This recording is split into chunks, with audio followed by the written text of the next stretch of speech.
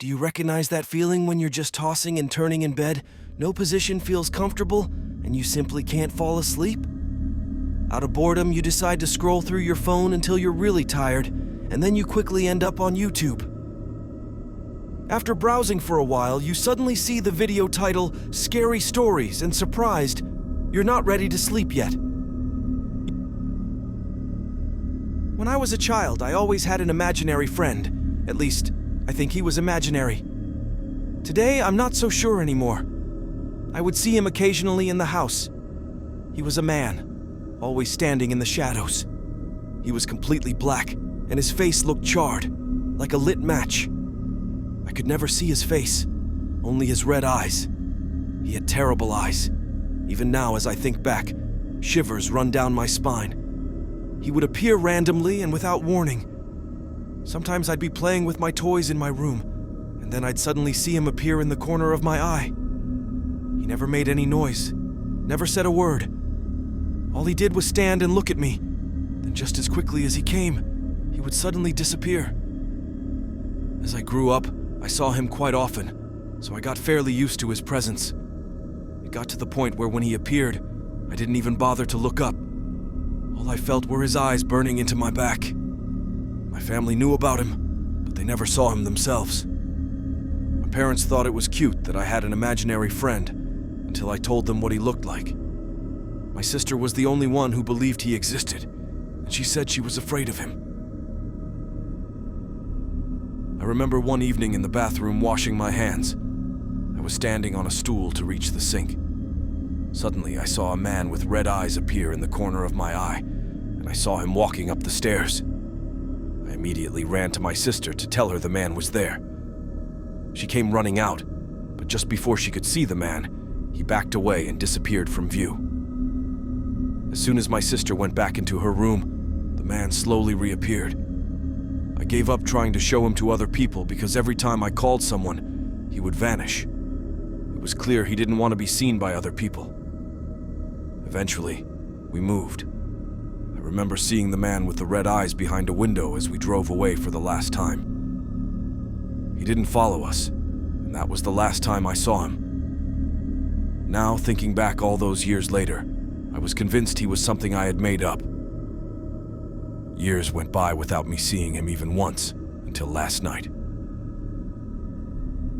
I'm currently 15 years old, and last night I was walking from the bathroom to my bedroom. In the hallway, I suddenly saw a shadow from the room opposite mine walk into my room through the right door. To my great fear, I saw a man with red eyes. I stood frozen, my heart pounding in my throat. He was standing outside my bedroom, looking in. For the first time, I saw him smile. It was a sinister smile, like that of someone with extremely bad intentions. He slowly walked into my bedroom, and as if made of metal, began to wait. I didn't want to see what he would do if he entered my room, so I ran downstairs and fled the house. I was trembling on the driveway until the sun came up again. I haven't seen him today, but I don't know what he's going to do when he returns. 2 weeks ago, there was a fire in my best friend's house. Her parents didn't make it. She was rightfully traumatized by the whole thing, and almost immediately fell into a deep depression. She came to live with me because we were such good friends, but she kept shutting me out more and more. She spent almost all her time in the guest room in the basement. I tried everything to get her out of the house, but nothing seemed to help, until I suddenly got an idea. Maybe we could use a Ouija board to let her talk to her parents. I know those things don't work, but I was desperate, and I wanted my best friend back. I invited some friends over when my parents were out. We went down to the basement together, and there she was on her bed. The lack of eating and sleeping had made her look haggard. I held up the board and said, I brought this to let her talk about everything. She nodded slowly and said softly, Okay. One of my other friends had brought candles and placed them in a circle around us. Soon we were all sitting around the Ouija board, placing our fingers on the glass in the middle of the board. I immediately asked if there was anyone there, and the glass almost immediately moved to yes. Startled, I looked at her, but her gaze was focused on the board.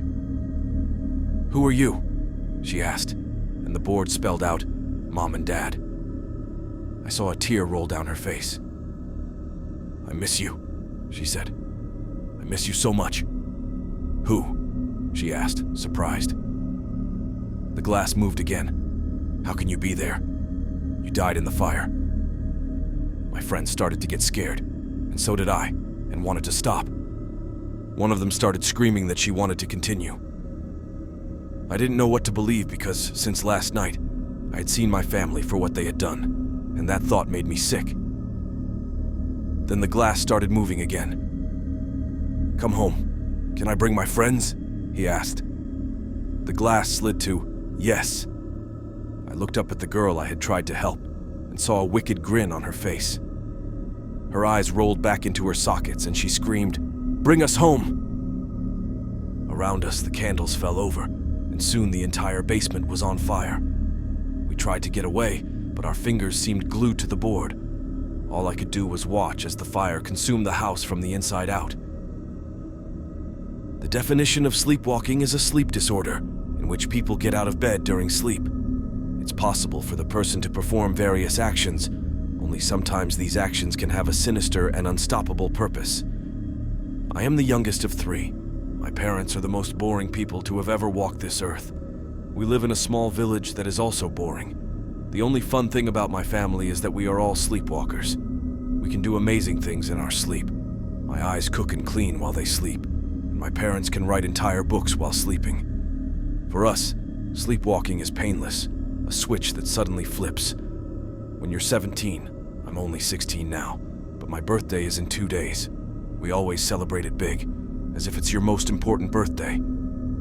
Over the past few years, I noticed that everyone who sleepwalks leaves the house.